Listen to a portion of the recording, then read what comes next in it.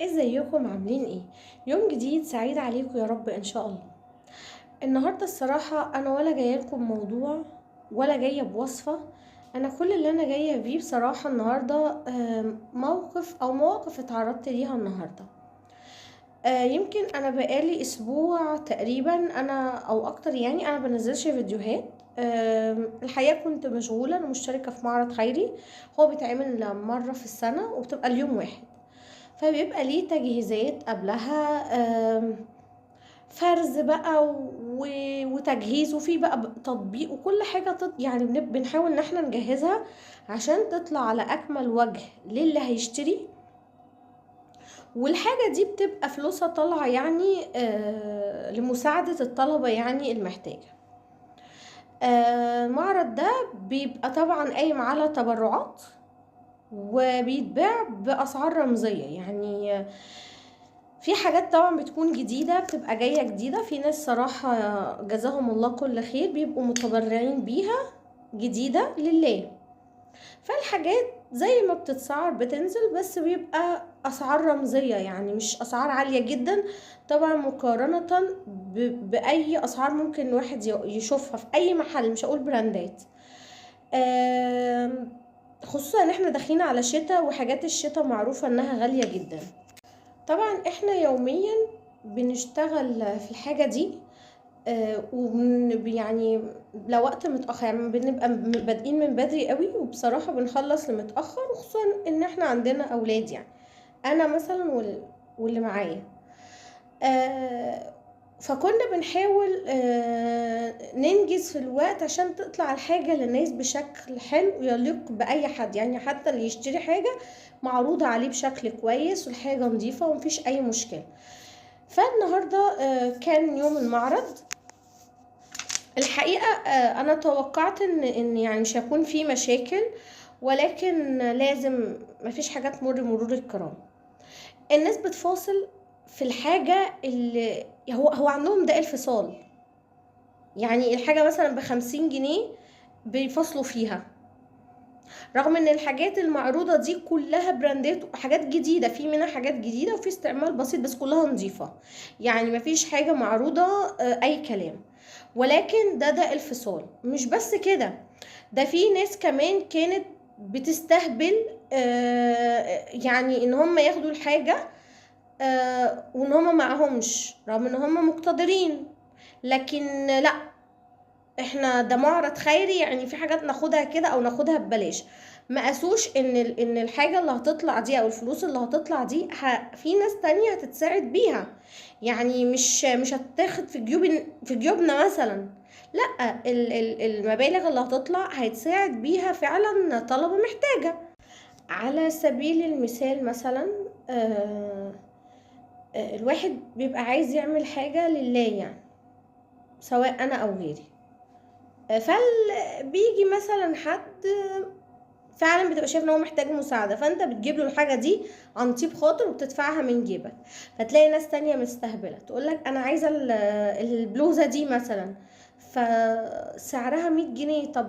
طب انت عايزه تدفعي كام؟ انا هدفع 20 جنيه. في موقف زي ده المفروض نرد نقول ايه؟ دي ناس فعلا بتستعبط. اللي هو بقى يعني عارف، هي لو يعني عارفين لو هي مثلا على حاجه واحده فعلا نفسهم فيها وانهم يلبسوا حاجه كويسه وعايزين حاجه جديده، تمام هنشتري. لكن هم يعني عايزين نفضل بالمبدأ ده في كل المعروض. الحاجه جايه مثلا من المصنع بتاعه، من المحل بتاعها، بالتيكت بتاعها في الشتويات بالذات.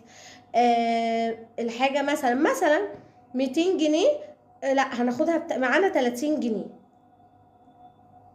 في ناس بيبقوا فعلا معهمش، فانت ذوقيا منك بتبقى عايز تبسطه، فبتعمل اللي تقدر عليه.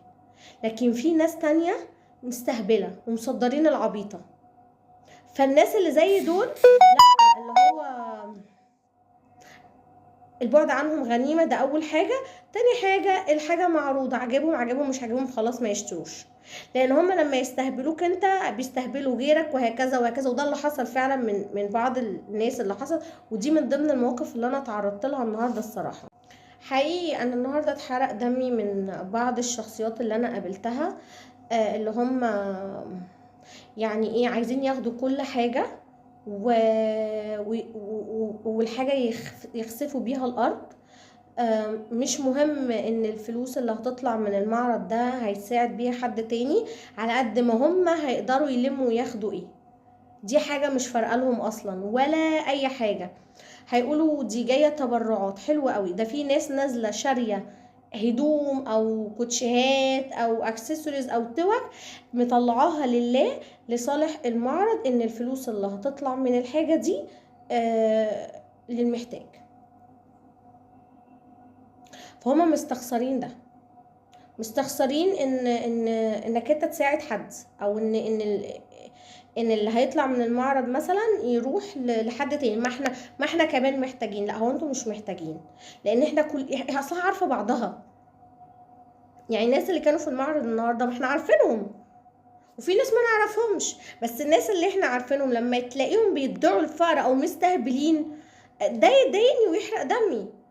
يبقى احنا طالع عينينا وطلعان عينينا فعلا، والواحد متبرع بصحته ووقته يعني وحاجات تانية لله، علشان ناس تانية تيجي ما تقدرش حاجة اللي انت عملتها. لا، ومش بس كده، بجاحة.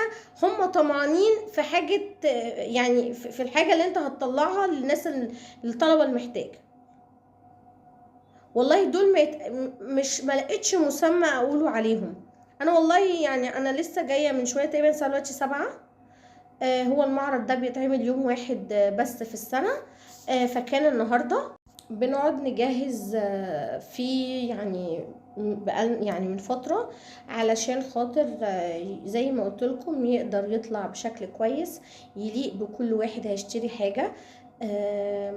الحاجات كانت حلوة جدا، بسم الله ما شاء الله، يتهنى بيها اللي اشتراها، ويجازي كل واحد اتبرع فعلا بحاجة حلوة لله، ما استخسرش وقال لك هم مكركبين عندي. لا والله العظيم في ناس فعلا كانت مشترية حاجات جديدة مطلعاها لله. ما هو دايما انت بتحب تطلع حاجة لله حلوة زي ما بتحبها لنفسك، عشان ربنا حتى يجازيك على عملك. حقيقي فعلا ربنا يجازي كل واحد على عمله خير، وحسبي الله ونعم الوكيل في الناس اللي يعني استفزونا النهارده. ربنا برضو يهديهم بقى ويصلح حالهم. فكرة حلوة انك انت تشارك في عمل فعلا لله وتعمله بحب. انا حقيقي فعلا مبسوطة ان انا شاركت في حاجة زي كده. هي اكيد مرهقة ومتعبة وبتاخد من وقتك وصحتك وبيتك وكل حاجة، بس تحتسب عند ربنا سبحانه وتعالى. انا بس حبيت اشارك معاكم مواقف فعلا اللي هو يعني في ناس بتستحل حاجة مش من حقها، وشايفين نفسهم ان هم غلابة، لكن ما يعرفوش انه ربنا شايفهم. انت هتضحك عليا بس مش هتضحك على ربنا اكيد يعني.